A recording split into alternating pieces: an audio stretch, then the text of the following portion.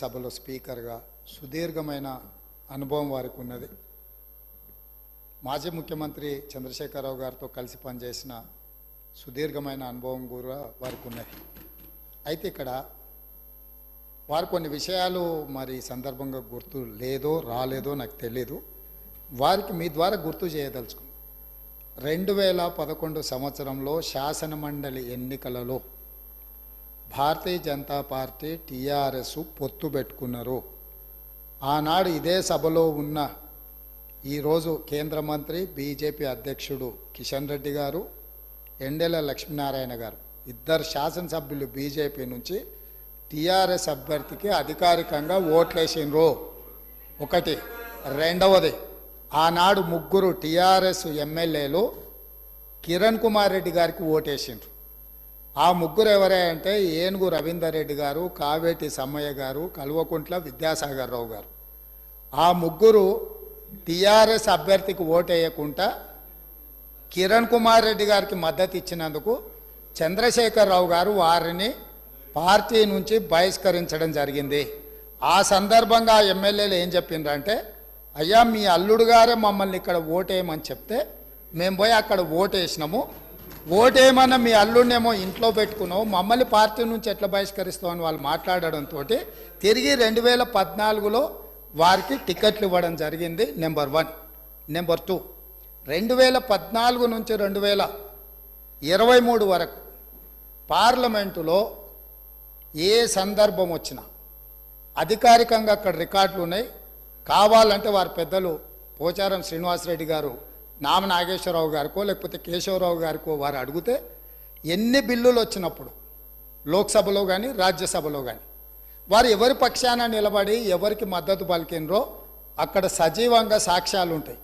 3 తలాక్ కావచ్చు, 370 ఆర్టికల్ కావచ్చు, రైతు వ్యతిరేక నల్ల చట్టాలు కావచ్చు, జిఎస్టీ కావచ్చు, నోట్ల రద్దు కావచ్చు, ఇట్లా చెప్పుకుంటూ వెళ్తే కొన్ని వందల బిల్లులు లోక్సభలో రాజ్యసభలో వచ్చినప్పుడు టీఆర్ఎస్ పార్టీ స్పష్టంగా ఒక సందర్భంలో రాజ్యసభ సభ్యుడు అక్కడ బిల్లు ఉన్నదంటే ప్రత్యేకమైన విమానం వేసుకొని పోయి మోడీ గారికి అనుకూలంగా ఓటేయడం జరిగింది. Bharatiya Janata party, BRS, BJP ఒకే రకమైన ఆలోచన విధానంతో గత 10 సంవత్సరాలు ప్రభుత్వాలను కలిసి నడుపుకున్నారు. వాళ్ళిద్దరు కలిసి చర్చించుకున్నారు.